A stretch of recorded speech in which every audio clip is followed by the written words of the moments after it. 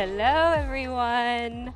My name is Nikita Salovich, and I'm here with my colleague Benjamin Haddon, and we're both user experience researchers here at Meta Reality Labs. And we're really excited to be here today. And in fact, this time last year, I was not on a stage. I was doing pretty much the opposite. I was in the field doing field work, doing research with our Quest audience. And we were getting feedback on a prototype that was eventually going to become the Quest 3S. And I remember that my team and I were huddled around my phone, live streaming Connect from the car between interviews. And we were all so pumped for this device that we had been working so hard to bring into people's homes was finally being announced to the world. And so it feels really surreal that I get to be on the stage, not just watch Connect, but be part of it this year and bring those audience insights here to you all today.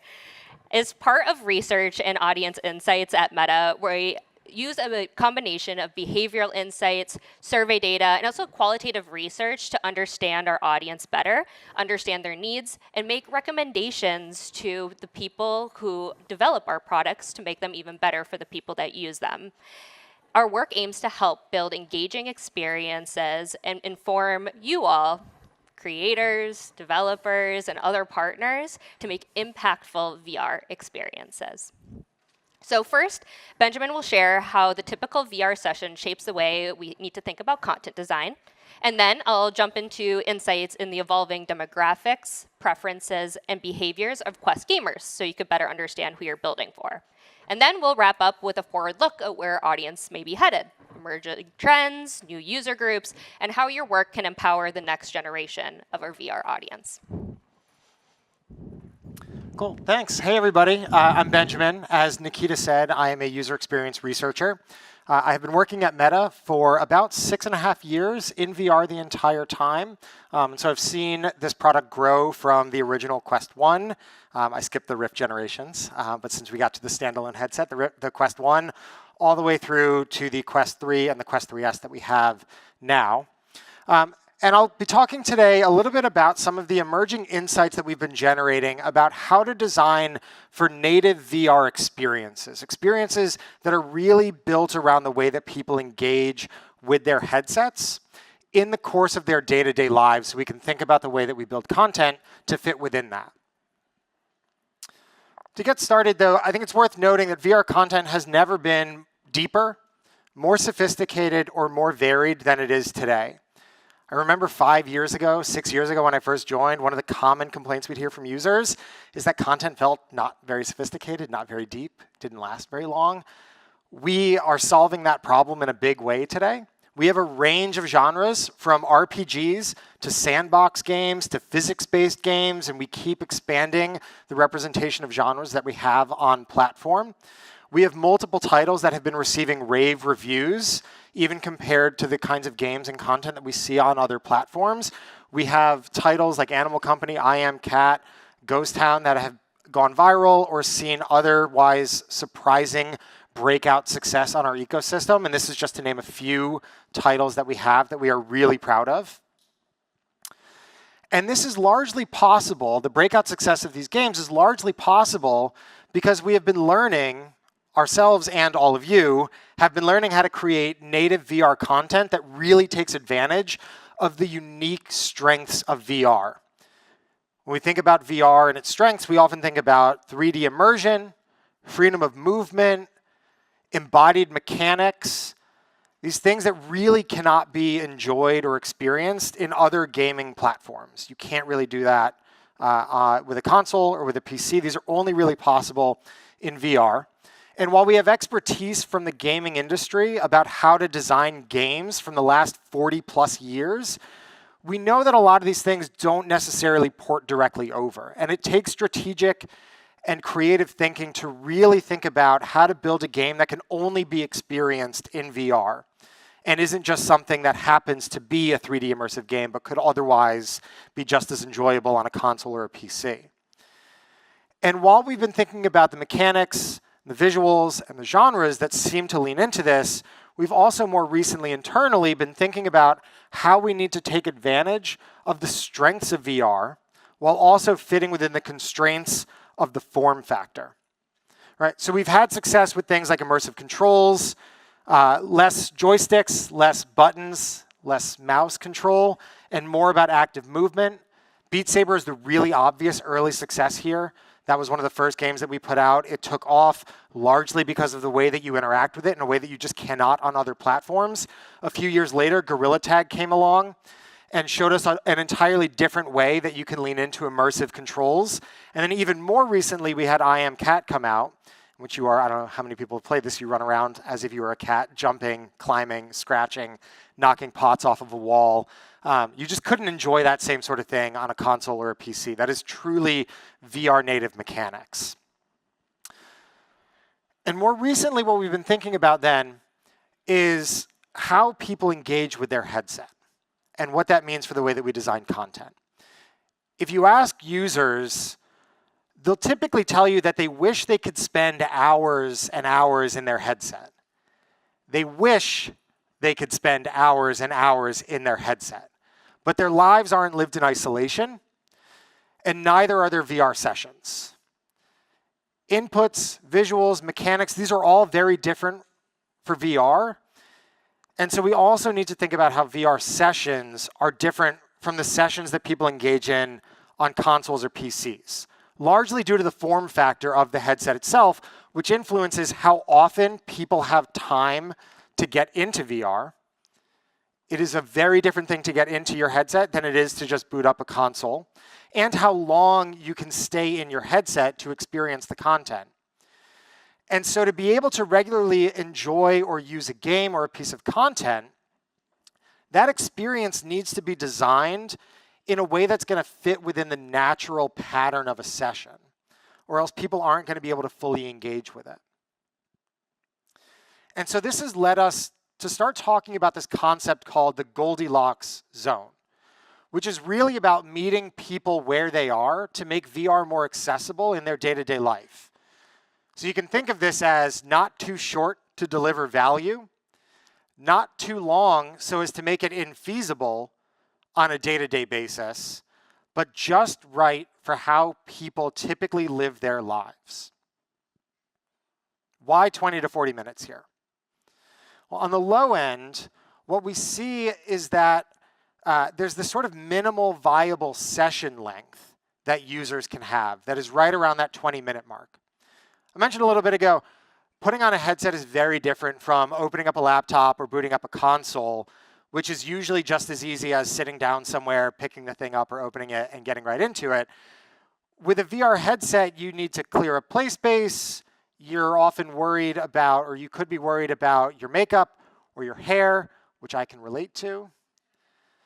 And so you'll only pick up the headset when there's enough time to really justify all of that upfront effort to get in, and some of the effort it takes on the back end to readjust and get things set up to go about with the rest of your day.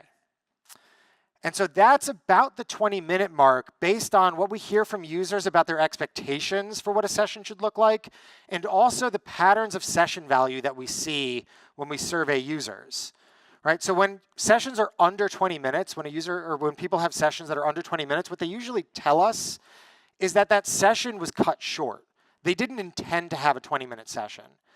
They put on the headset anticipating they would play or use their headset for longer, but something interrupted them, something went wrong, for some reason they got cut short. And we also see that when users are telling us how valuable their sessions are, that value tends to peak as a pure function of time at about the 20-minute mark. So under 20 minutes, it's usually not that valuable of a session because they wanted to spend more time to justify the effort they're putting in. After 20 minutes, we aren't seeing an increase in session value just as a function of time anymore. That's where things like the game that they're playing, the content they're experiencing, really starts to take over in driving value. And so getting users to that 20-minute mark is really important for allowing the content itself to sing. On the other end, we have this sort of 40-minute high end here. And this is guided by the behavior that we're seeing in terms of session length and what we hear from people about why they tend to end their sessions. VR is great for immersion, for focus, for movement, But people can't do those things indefinitely. It's hard for people to be purely focused on one thing for too long. It's hard for people to be consistently moving and active and sweating, especially with something on their face, for too long. People have roommates, family, friends, children, pets, a phone that is almost constantly in their pocket trying to get their attention. After a while, the headset starts to get uncomfortable. It starts to feel heavy on people's faces. And so they just can't spend as long in VR as they can on a console or on a PC, where lounging or sitting is kind of the default position, where you can interact with or at least passively pay attention to the world and things around you. And if something needs your attention, you can easily just hit pause and stand up and go deal with it. If you need to hit pause at all, you could just continue playing while you talk to somebody. With a VR headset, that's just a lot harder for people to do. And so they get nervous, they need to take it off, they need to pay attention to their surroundings. And then it's a game of putting the headset back on, going through all that effort again. And so they just can't spend as much time in their headset. Now, it's really important for me to let you know, this is not a hard cap at 40 minutes. What we're not saying is to end sessions after 40 minutes. Don't throw something up for people. It's like, hey, you've been playing for too long. You need to stop now. That's not what we mean.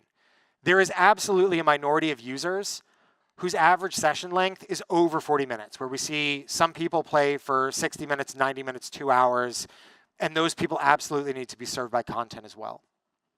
We also see for most users, they will occasionally have sessions that are longer than 40 minutes. Most users will, every few weeks at least, have a session that is 60 minutes, 90 minutes, 2 hours.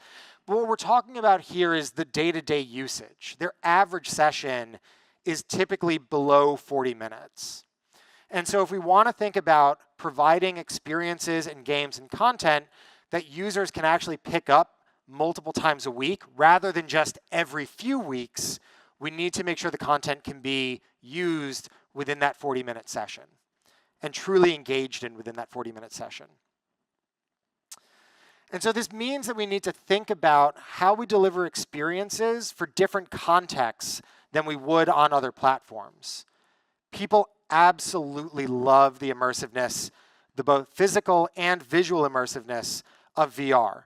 We just need to keep some of these constraints in mind so we can make sure that they can use it appropriately. And so rather than thinking about content that is designed for somebody to settle in, to really sink into a couch and play for hours on end, we should think more about developing experiences that are meant to fit within those high intention moments. When people have 20, 30, 40 minutes to move, when they have the energy for it, when they have the mental capacity to really focus for a while. And so the idea of the Goldilocks zone then is to increase the flexibility of VR for the people who use it. And especially making sure that it fits within that context of their day-to-day life. And so this really boils down to two things. The first is making VR more accessible. If people look at your game and think, I can only really get value out of that if I play for an hour, they're only going to pick up that headset if they think they have an hour to really engage with it. But if they look at that game and they think, you know what, there's something I can do that's pretty meaningful in 20 minutes, they'll pick it up when they have 20 minutes, and they'll pick it up when they have an hour. This also frees people up so that they don't have to feel like they are quitting in the middle of something. So people might think they have an hour to do something, to put on their headset and be immersed. But oftentimes, like I said, life gets in the way. You never know when somebody's going to need your attention, when somebody's going to call you. And so if you build content so that it can be used in a 20-minute chunk or a 40-minute chunk or an hour-long chunk, and somebody gets interrupted after 20 minutes, they don't have to make a choice between giving up all the progress they've made and feel like they're just giving up in the middle of something or dealing with their life or going back to their life. They get to make they don't have to be put into that hard choice mode. They can simply feel like they've gotten enough out of this. Maybe they'll come back later, maybe they won't. But it's still valuable while fitting into their life. And so we want to make sure that people have access to games more regularly and that they're optimized for the regular flow and engagement pattern with their headsets. Internally, we've been talking with our content teams and our studios to think about and talk about how we want to execute this internally. We don't want to be too prescriptive for this group.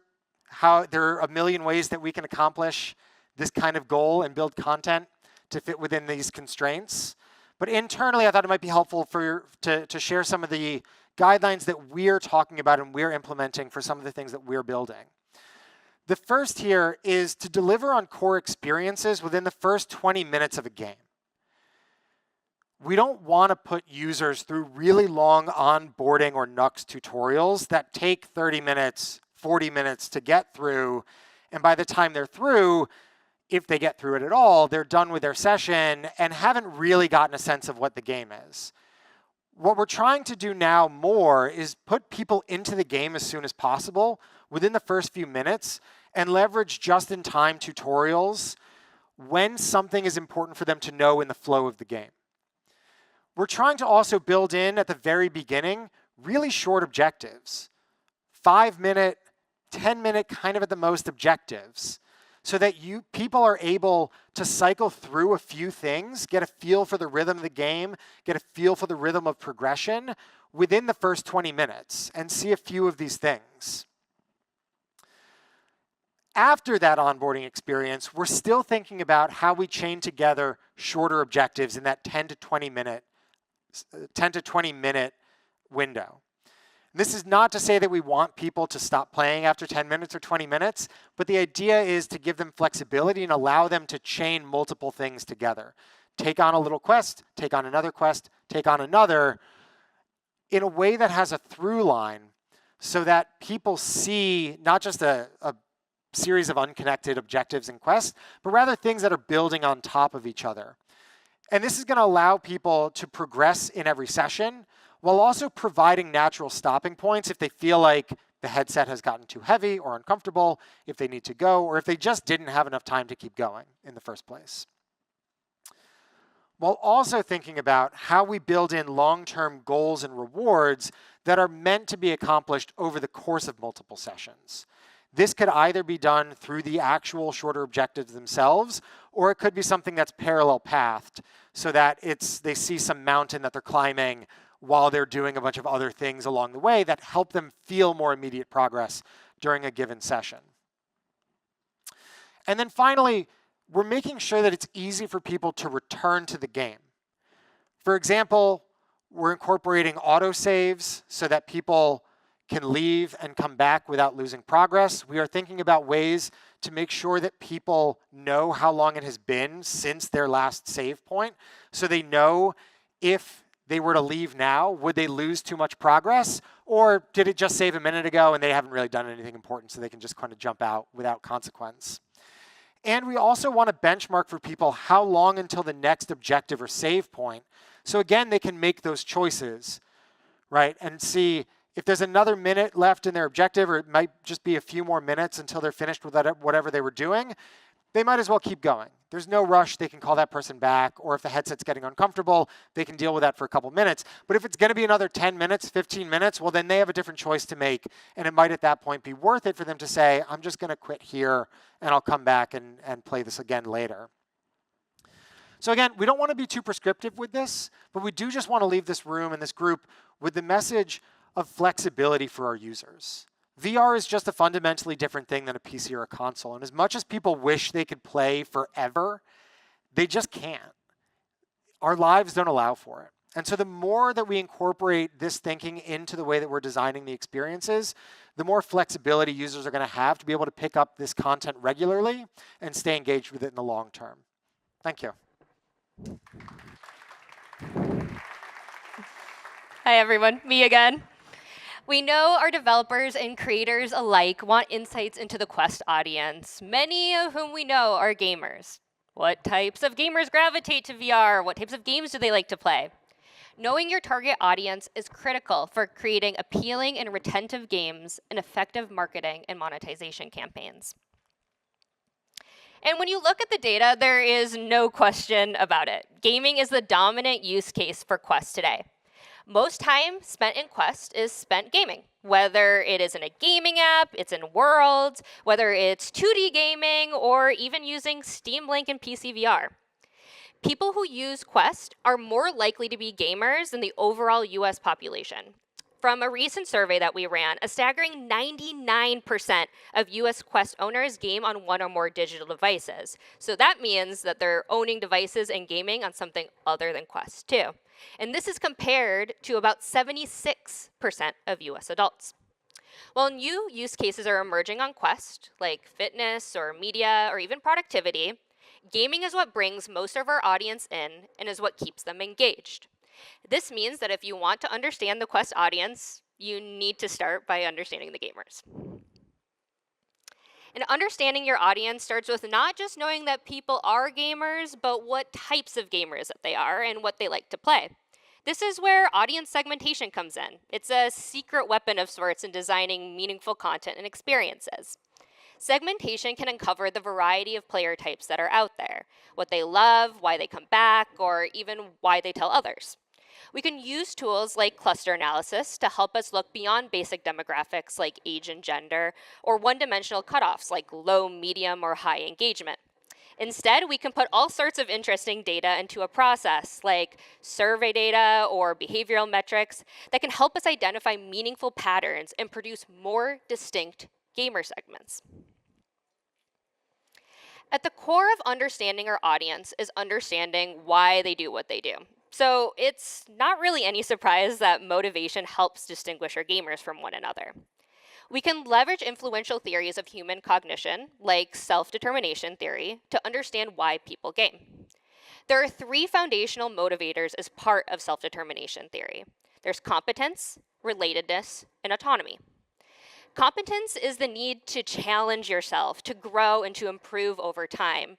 They crave mastery and being able to get to that next level and being able to get rewarded for their achievement as well. Relatedness is the need to feel connected, to have friendship. These want to be part of something. So whether it is doing a quest with friends, sharing those achievements with others, or just meeting and hanging out with people. And then there's autonomy, which is the need to explore and to make meaningful choices. This includes customizing avatars, play styles, or just freely exploring worlds. Our research has also revealed a fourth motivational cluster, which we call leisure, or just to feel good. Some people play games to de-stress or hang out and pass time between other things on their couch. I know I do. Fulfilling these motivators in game design can foster stronger engagement, deeper immersion, and sustained interest and loyalty to games. But importantly, just like games themselves, not all gamers are the same. Some gamers prioritize building and maintaining relationships, and others may focus on getting an active workout in during some downtime. Understanding these differences can help developers and creators tailor experiences for different types of gamers, but also serve a broader audience. So now that we've familiarized ourselves with the different facets of motivation, I want to introduce you to 4 main types of gamers that exist in the Quest ecosystem today. On each subsequent slide, I'll go through their motivational profiles, engagement and spending habits, game and co-play motivations, and some basic demographics as well. I'll also use these gamer segments to describe where we may be trending in the future. So first, please meet the leisure lover. Leisure lovers see gaming as all about that feel-good feeling, whether it's exercising their body or mind, or just chilling on their couch. Gaming is mostly a solo activity for them, not necessarily social. However, sometimes they do enjoy a self-challenge, like beating their own high score. They're most attracted to puzzle, rhythm, and active games. They play a lot on mobile, a lot on their phones, and not as much on Quest right now. This is likely due to convenience. They also don't spend very much money on games. They prefer free-to-play options and even ad-based gaming over paying ahead of time. And they also don't care as much about what's popular or what friends are playing. Instead, price and deals are really important in choosing new games. Next, meet the mainstream omnivore. In a lot of ways, the mainstream omnivore is your average Joe gamer. They're regular, but not obsessed, and they like a bit of everything with balanced motivations across skill building, connection, and exploration. They enjoy both solo and play with others, But very importantly to note, this is with friends and family or people that they know and not necessarily strangers. But because of balancing both social and play with these close individuals, they prefer games that work well both solo and with buddies, like shooters, action, and sports, and they play mostly on console. As game omnivores, they like all genres, but they gravitate most toward AAA games and free to play games over early access or indie titles. When choosing new games, they're pretty practical. They check reviews, they think about price, they spend a moderate amount, but interestingly, they also stick to familiar titles and brands, so things that they've heard of before or have some clout. Next is the social explorer. These folks treat gaming as a main hobby. They play mostly on consoles and mobile with some PC use. These folks are all about connection. They crave social play, and they love the freedom to do their own thing with friends, communities, and even people that they don't know. Their favorite genres include social and sandbox games that allow for messing around, building, and hanging out for long periods of time. They're big spenders on in-game goodies, like skins for their avatar or progression benefits. Social also influences their game choices too. So they consider whether their friends are playing or if it's trending, and that's how they make their decision on what to play next. And then lastly, we have our dear skill seekers. These are the most core of all of our gamer segments. They live for the challenge. They push their skills with shooters, action, and horror games, and they play frequently across all platforms, VR, consoles, PC, and even some mobile. They enjoy a mix of AAA games, indie games, early access, and crave those high-quality experiences. They also play solo as well as with friends and family, strangers, and online communities. But interestingly, this connection is not necessarily to meet others, it's for competition. So they get on these online communities to find a worthy teammate or someone that they can play against, not necessarily always to make a new friend. When selecting new games, skill seekers consider price, friends, and trends. And notably, they spend more upfront on titles that they care about. As we look ahead to what's next in the world of VR and mixed reality, several big trends are shaping our future audience. This opens up new possibilities for developers, creators, and our audience alike. First, let's revisit our gamer segments and their percentage in and out of the Quest ecosystem today. So far, we've seen the most success with skill seekers and social explorers, making up 4 times and 2 times more of the Quest gamer base than the US Gen Pop, respectively. Our success with social explorers likely reflects growing popularity of socially driven titles, some of which we heard this morning and from Benjamin, like Gorilla Tag, Worlds, and even Roblox. With this, we expect free-to-play games with in-app purchasing to become an increasingly viable strategy for developers who until now have relied heavily on premium apps. Additionally, harnessing social explorers' focus on relationship building presents a unique opportunity to bring new people into our platform. But to truly grow, we need to attract mainstream omnivores and break into this leisure lover segment. We believe that mainstream omnivores represent the best opportunity to bring new people into the ecosystem for gaming. This means that we're investing in building games that focus beyond mastery, which we know appeal most to skill seekers, and instead have a more well-rounded and low-stakes experience.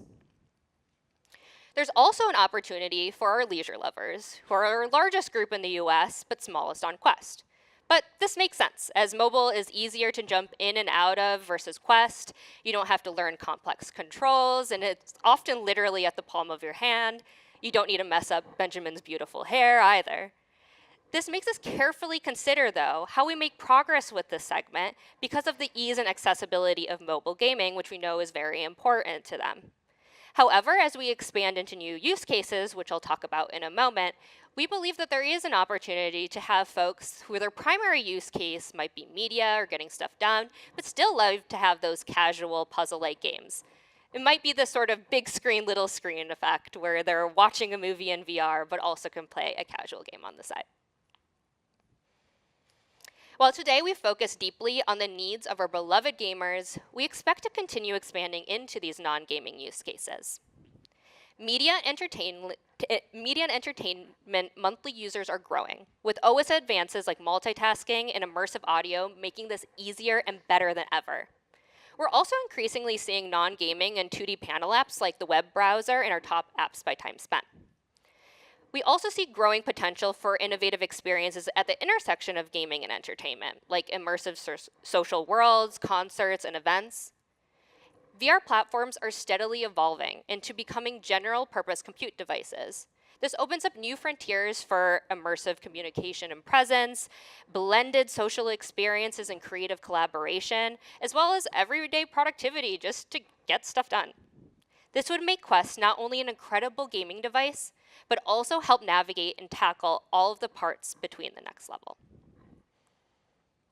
Thank you.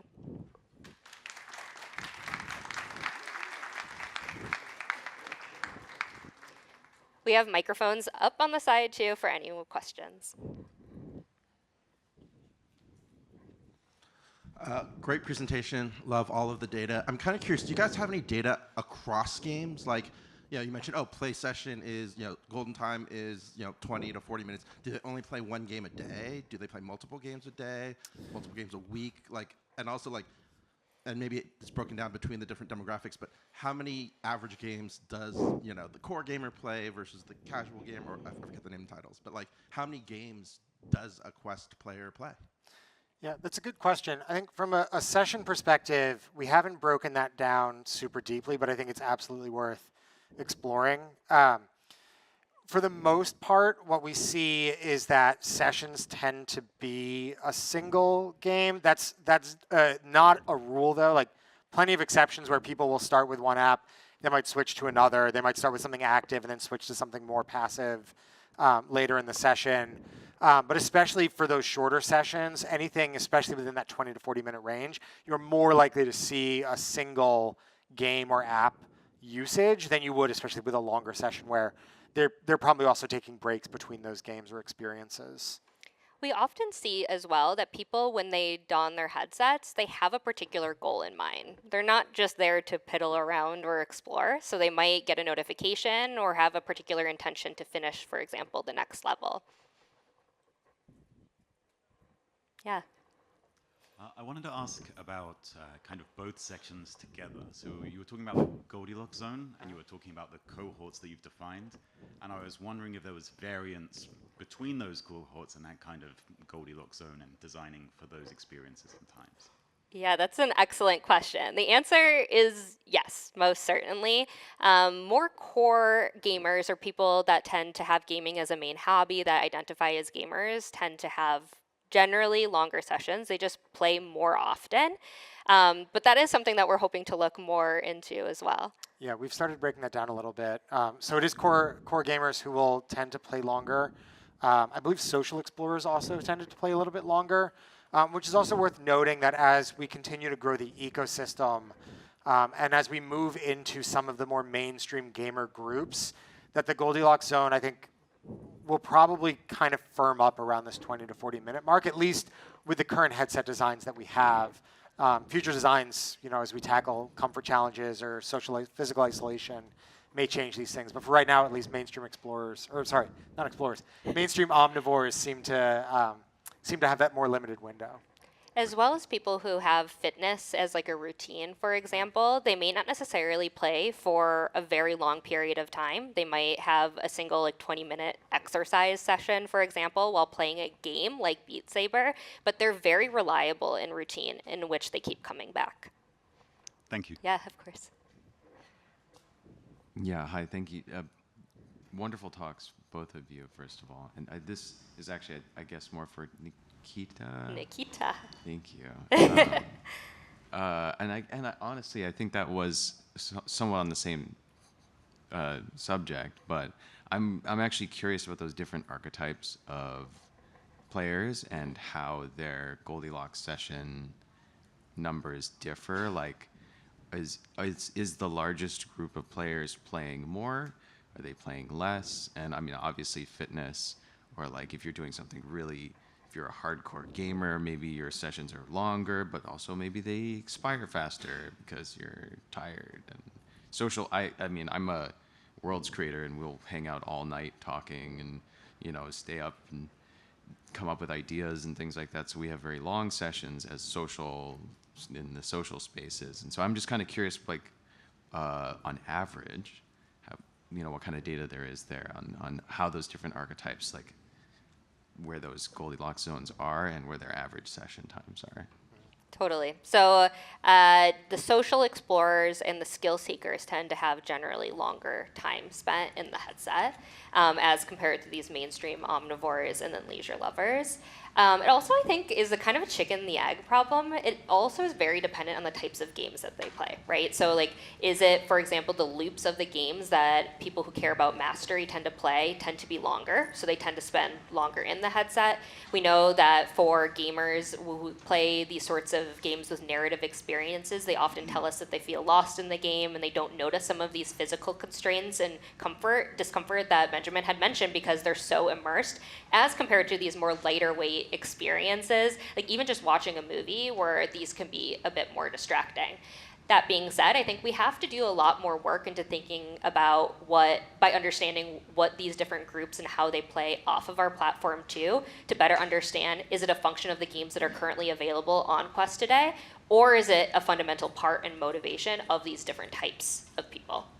Yeah, Sure. one thing I'll add too, or well, two things. One is we do see these differences in average session length across some of these segments. They're not drastic differences, though. It's not like skill seekers are spending 90 minutes on average. It's, we're seeing a difference of between maybe like 30 minutes for mainstream omnivores and 35 to 40 minutes for skill seekers. And so there is some spread, but it's, it's not a night and day thing. It is more of a on the edges sort of thing.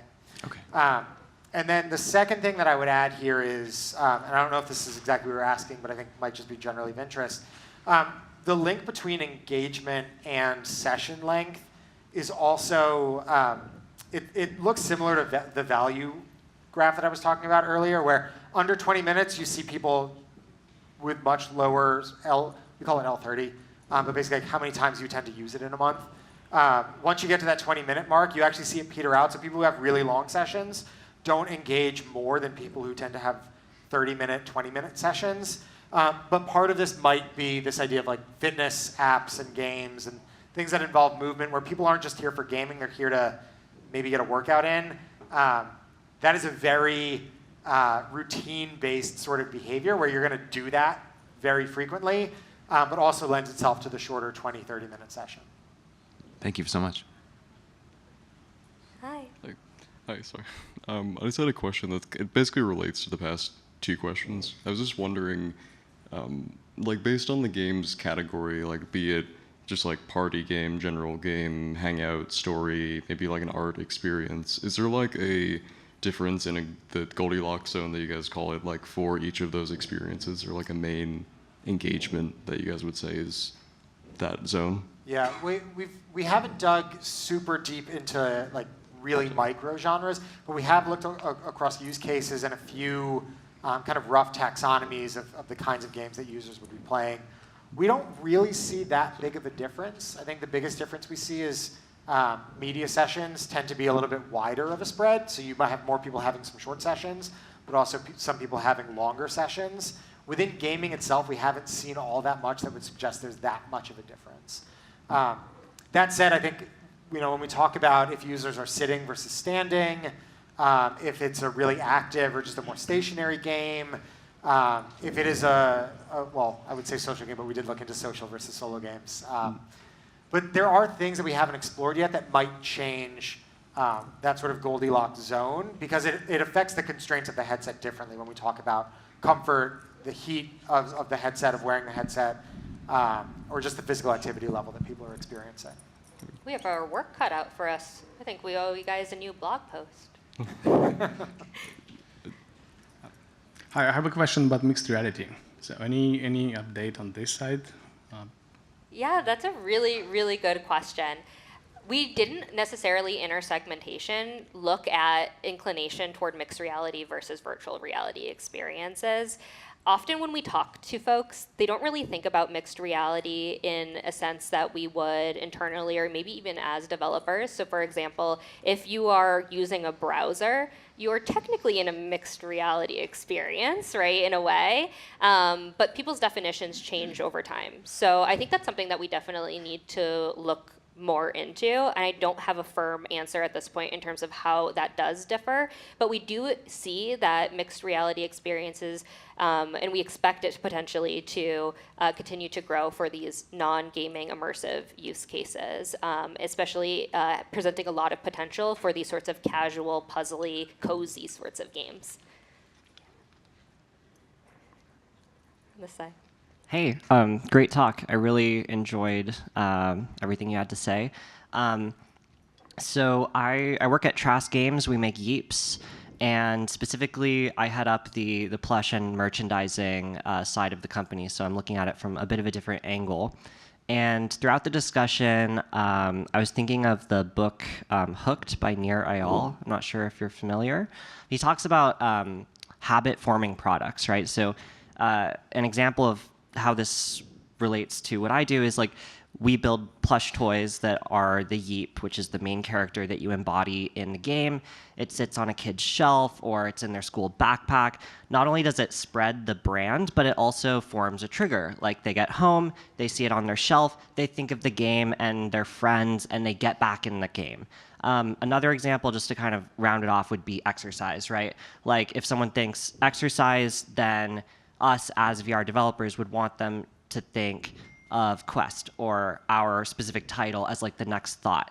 So I'm curious if you could speak a little bit more, not just about the optimal sessions once they're inside, but also a little bit more on triggering these unique types of sessions that have these unique limitations that are, you know, native to a VR environment. Yeah, absolutely. Yeah, I think you're spot on with this idea of creating external triggers outside of the headset. Like Nikita said earlier, we've looked at why people start sessions, and it is overwhelmingly when they already have that thing they want to do in mind. And so this is where leveraging for us as a platform, right? This is how do we leverage the social media platforms that we as a company own in order to help people get connected to the content that they love, that they want to use, so that they are our triggers in the sort of like day-to-day places that they tend to be.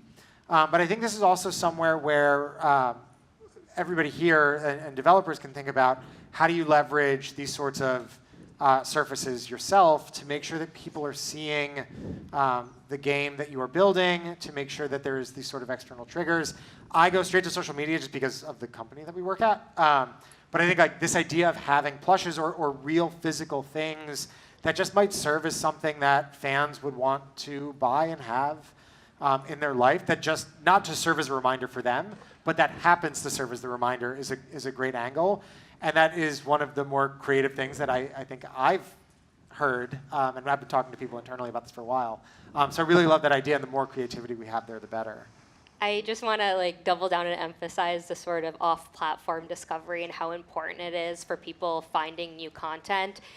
You'll hear about, I think, a session within this track a little bit later talking about store, different changes that we're making, but also just emphasizing the importance of taking the reins and being able to promote content on different surfaces outside of Quest today. We've also done some really interesting qualitative research where I get the opportunity often to go to our users' homes and actually meet them, see where they keep their Quest device, meet their families. It's awesome. I think I have the coolest job in the world. But I'd love to talk to you after, and we've done some really interesting work around like where people keep their devices as a reminder to play, or having it be even a conversation piece when people come over. Yeah. Yeah, thank you so much. I'd love to talk to you both after the session. Appreciate it.